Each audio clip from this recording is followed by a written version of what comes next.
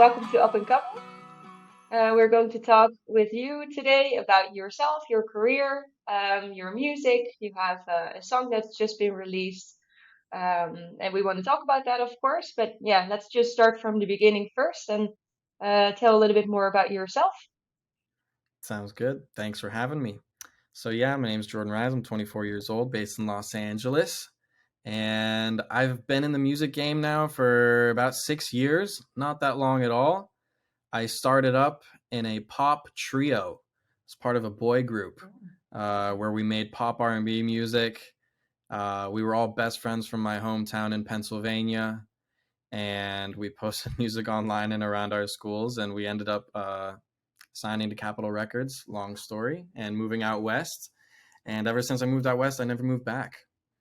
But that's how I got into music, was just creating music with my best friends. So yeah. This is pretty cool. Like, how did you were best friends already, or did you become best friends because of the music? We were childhood best friends. So I've known the kids that I was in the group with for since a very young age, since elementary school.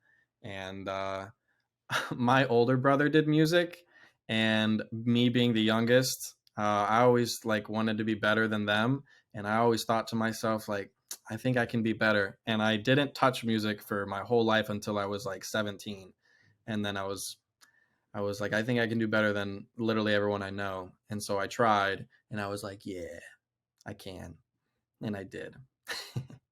It's amazing. Like most of the times you would hear people say, music has always been a big part of my life. My parents were into No, music. It wasn't the case for you. not at all. I did not. I thought music people were nerds. I didn't want any part of them. I was a sports jockey who like didn't care about theater, band, music, anything about it. And I completely switched. But yeah, no, I did nothing music related up until 17 years old, I would say. Wow. Well, we could just say that you're quite good at music. Like, when did you start to realize, like, hey, this is actually something that I have to continue with? As cliche as it sounds, I was just singing in the shower as any normal person.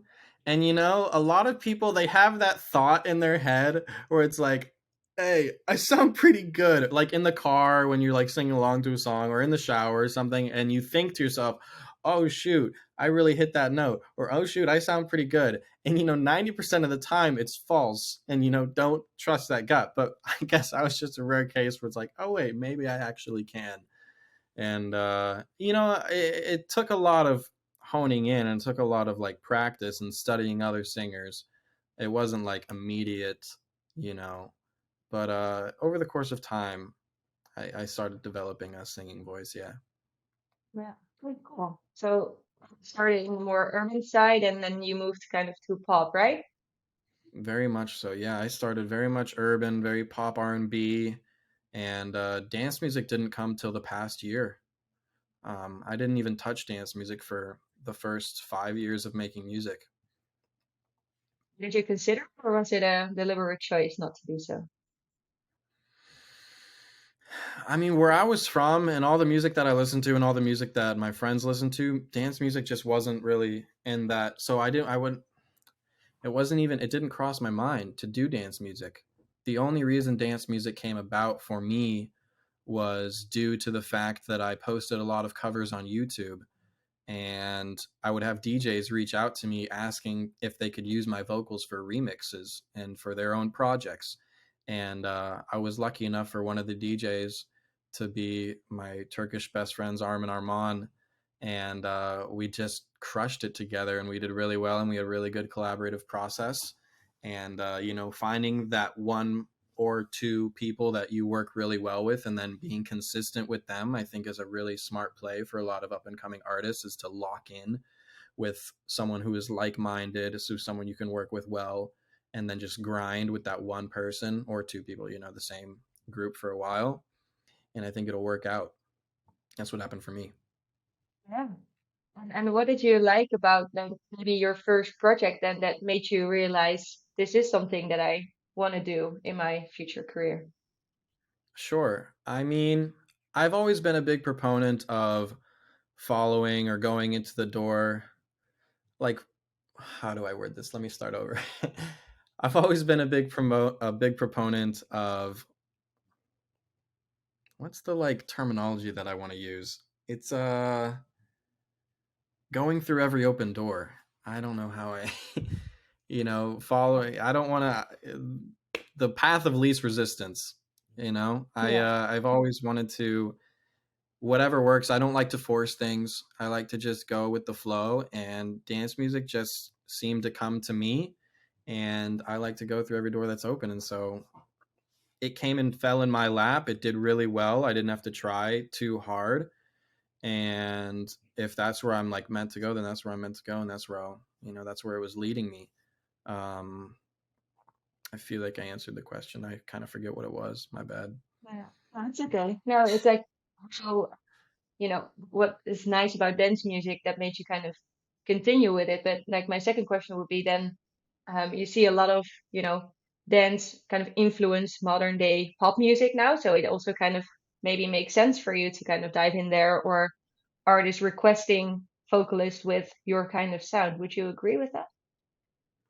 I would definitely agree. I think what separates me from a lot of dance artists today is first off, there's not many dance vocalists and songwriters that are my age and from America. I think American music has a really cool, trending sound. And I feel like I'm one of the only young men that are pursuing a career in the dance music space and bringing that sound, bringing that energy, bringing that lyrical content and these concepts that are a little more scandalous, perhaps, and just this youthful energy that I bring. I think is very unique, and I think the dance space is missing it a lot. That whole college music for college kids in the dance space is definitely a missing factor. And since I grew up in that whole genre, to bring it to dance was really fun for me. And I think that's why a lot of producers liked me as the vocalist and as a songwriter for them, is because I brought that Yeah. So it might something also like be that. kind of a way to reach out to even younger audience than dance music used to do. Exactly. Mm. Cool. Yeah. And what is there to like about dance music, just taken from your perspective? What do you like about it, maybe even more than the genres you've previously focused on? Sure. Um, Well, dance music on the business side, I think, is one of the most collaborative genres in music, and I love that about dance. Everyone is everyone is willing to work with everyone, and that's a beautiful thing, and it allows for great projects to come out. Whereas other genres are very much more closed off, and you can only get in if you know someone. And a lot of artists only work with a certain amount of select people. Whereas dance music, it's like, hey, everyone come one come all, everyone's welcome into dance. Everyone's if anything, it's encouraged. They want different people and unique people on dance projects, and that's it's something special. And I think it definitely creates a very freeing kind of music. It's why people are able to let loose with dance music. It's why people are able to have a good time with dance music, because it's just very obvious that it's very carefree, free spirited kind of music. Yeah, great. In terms of collaboration, like you've been kind of sought after for the last year, and will probably continue a lot in the near future. What would you say is important for you if you're collaborating with any artist, basically? When it comes to collaboration, what, what I look for the most is just what makes sense. I'm going to be honest. I don't, I'm not the kind of guy that's going to sit here and be like, oh, it's all about the art. And if they have my vision and if they have my same artistic taste, at the end of the day, talent is talent. And so, if someone is talented and someone has a banger on their hands, or someone has written bangers in the past, and if they're really good people and it makes sense, and if the business is there, then obviously I'm willing to collaborate. Um, but at the end of the day, it does come down to some serious things. I'm not the guy. There are plenty of people out there where if two people are like friends and having a good time and they have dinner together and they have the same likes and dislikes, then they're willing to work with each other. But me, I do like to keep my artistry kind of a business first. I feel like that serves me well. That's my personal preference on how I treat it. Um, and so other people have a different way, and I respect that. But I'm just not that guy, you know. I'm gonna be real. Yeah, no, that's definitely good to be open and fair about that because you know work on music in different levels, I would say. So you're a vocalist as well, but you sell vocal packs as well with your own company. Is that also kind of an example of how you use music in a business Yeah, sense? very much so. Absolutely. How did you start that? Is that's something you already mentioned that maybe got you into dance music because you were selling those vocal packs online?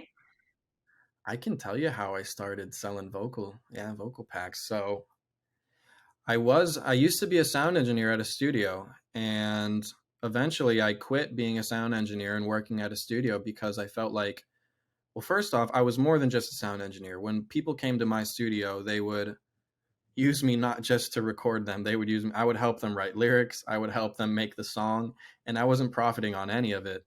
And I felt like I was helping pursue other people's career and helping propel them when I kind of just was staying in the back burner and spending a lot of time on other people instead of myself.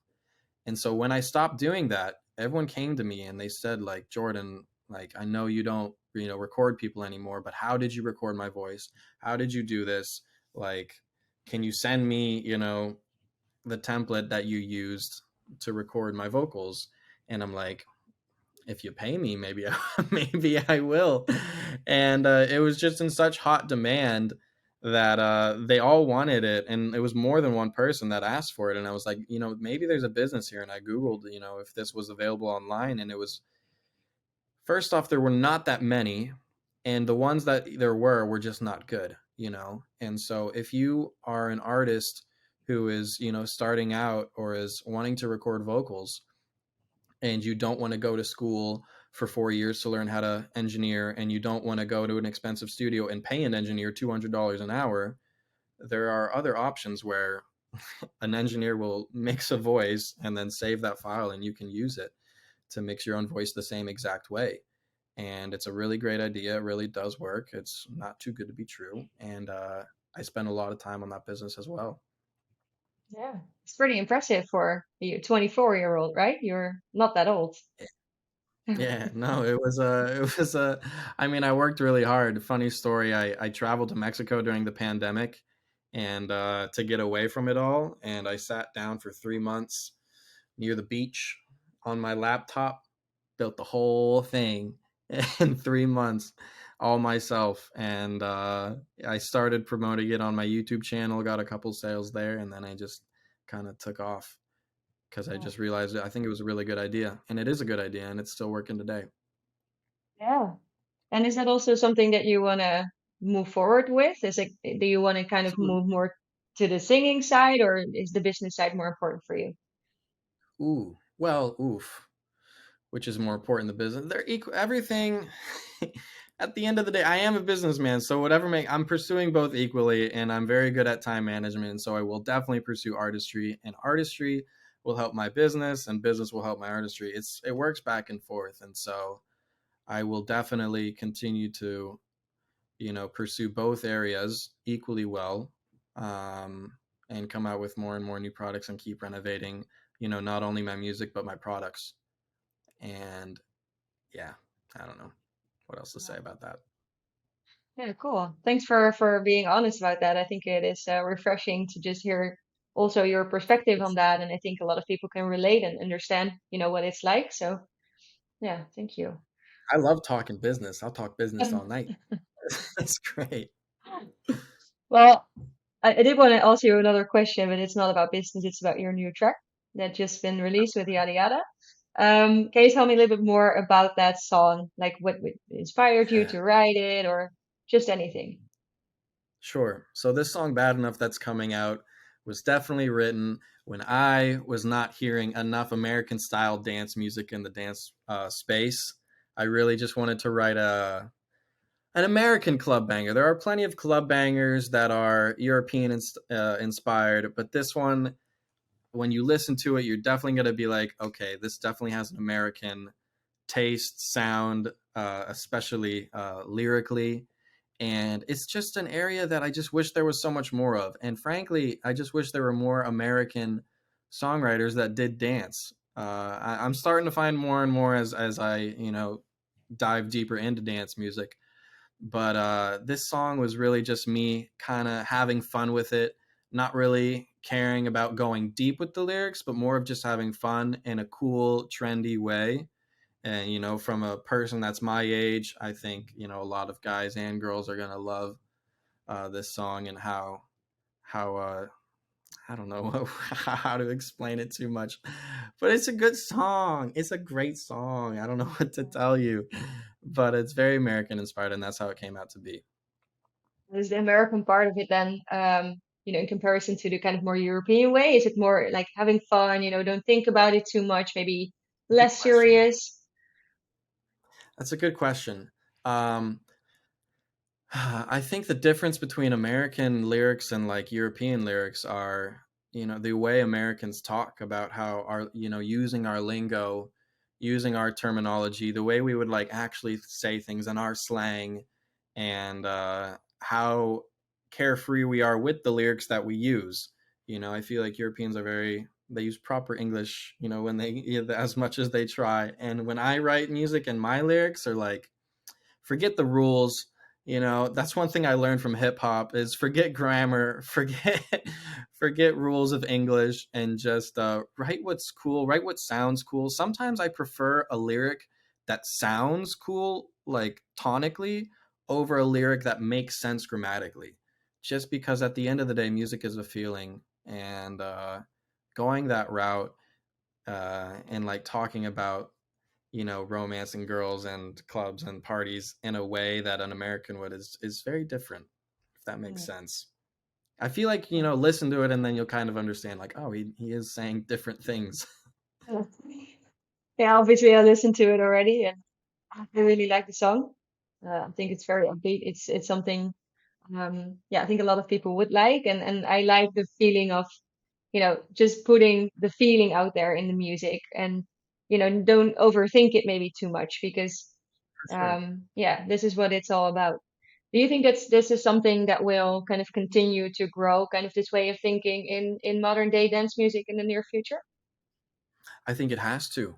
I think the music has to evolve. I think the content has to transition. I think hip hop has been such a huge movement in the dance space. Hip hop is probably one of the most streamed genre. I think it is the most streamed genre in the world as of now, especially in all cultures. With Bad Bunny too, and Drake still crushing it. So many hip hop artists are really changing the boundaries of what we say in music, and sometimes people cross the line in my opinion as far as that goes, but I do think it has to evolve. I do think we need to be less caring about the rules of English and writing, and I think it definitely will evolve. I think especially dance music has a long way to go before we are singing about stuff that is real, more relatable, real lyrics that get specific,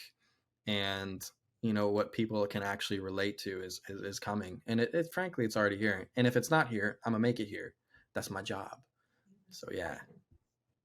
That's great thinking. Just one last thing. Uh, Anything else that you have coming up that you can already give a little scoop off or want to say? There's always stuff on the back. I have a catalog of songs that I've written, over hundreds of songs, and so there was always something that is going to be coming out next. And like I said, it's all going to be American. It's all going to be for my generation. It's for them, it's for the people, and for me. I love listening to my own music. I don't care if that's arrogant to say. And I'm excited. I'm gonna explore a ton of different styles. I'm gonna explore them all. I'm gonna see what resonates the most with people, and I'm gonna keep pursuing it. um, but as far as any like scoops, Yeah, 2023 is going to be a big year for originals for me. I'm planning on releasing a lot, and I wish I could give some like specific juicy little tea, some piping hot tea about Jay Rizzle, and other than just some fresh American music coming out written by a young man. I think I'm gonna make Yeah. some waves. I think I'm gonna make the dance industry rethink everything. I'm gonna bring a different flavor, and everyone's gonna love it. That's what it's gonna be. So keep an eye out for Jordan Rys. Yeah, keep your eye out.